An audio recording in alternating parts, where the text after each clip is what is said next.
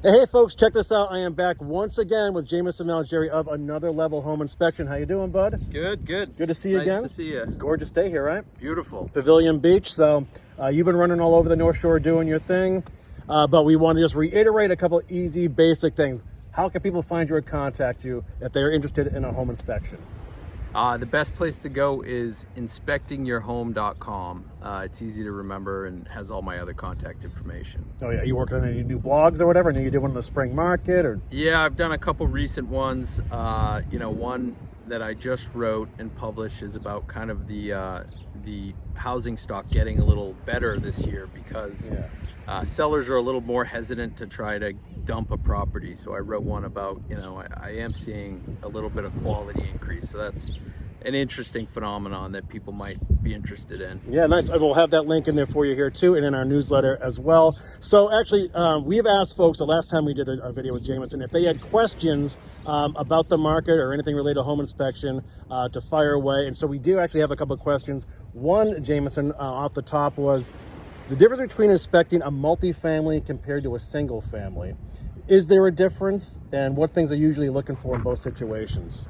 There's definitely a difference, not so much in the inspection process, but there's a lot more to consider in a multifamily. So if you're buying a condo in a multifamily, a lot of times home inspectors will get focused on inspecting the unit because that's your individual property. However, you really want an inspector that's going to look at everything that they can get at. So like, the roofing, the basement, common areas, all that information is good because if you're living in a really old kind of dilapidated multifamily, you need to know about the potential special assessments that you might get hit with. So buying a condo, you have to think about that, making sure your inspector covers everything. And then buying a multifamily, there's tons of multifamilies with basement apartments, or, they don't have egress windows coming in and out of the basement, or there's a lot of different things like they don't have enough meters for the units.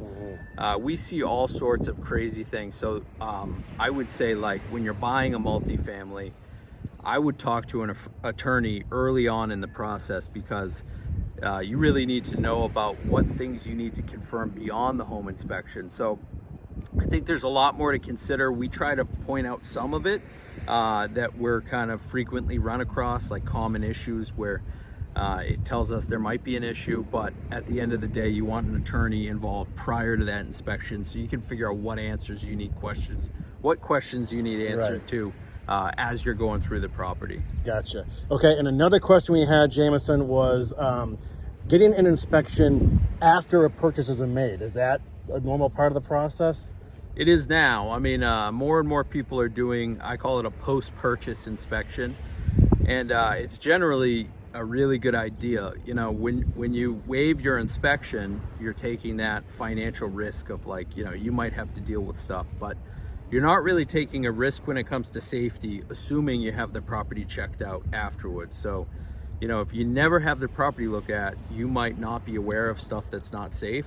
So as long as you have a home inspector come through after you purchase, you can be made aware of all those safety issues, and just that way you kind of have an idea of what's going on in the house before you move in, that type of thing. Yeah, you even told me off camera that, was there a situation where a year and a half later you went and did an inspection and found something with the water pipes? And Yeah, I gave you the example of I had a client, they waived their inspection. They wanted to know that the roof was okay a year and a half later, as you said.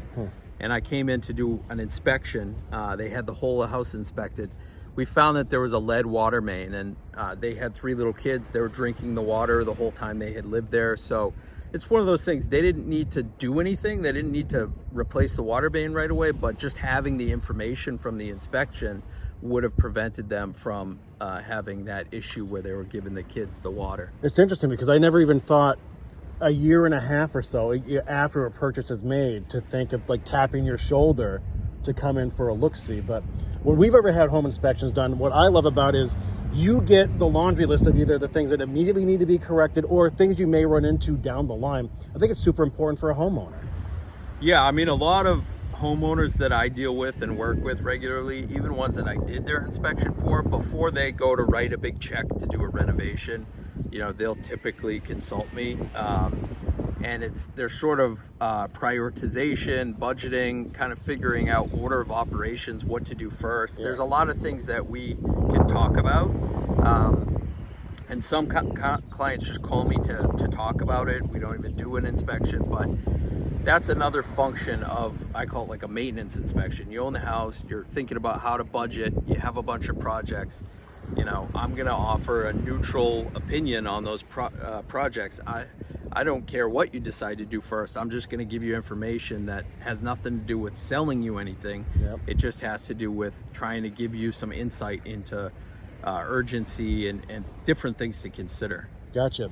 Okay, so folks, if you have questions for Jameson Malgeri of Another Level Home Inspection, leave them here in the comments, or you can always contact me privately as well. We'll facilitate another video. And James, if people want to contact you, find you, learn more about you, how can they go about doing that? Inspectingyourhome.com, and I always tell people, don't be afraid to call, text, email. You know, I have tons of clients who reach out to me before they put in an offer, or like just with general questions. I'm always happy to do that stuff. So really, any question I'm happy to talk about, for sure. Perfect. And have you ever done the greasy pole before, Jay? No. Never? No. We're looking at it though. It's a I quick swim out there. I don't think I'll want to either. All right, but thanks for your time. We'll see you soon. Thank you.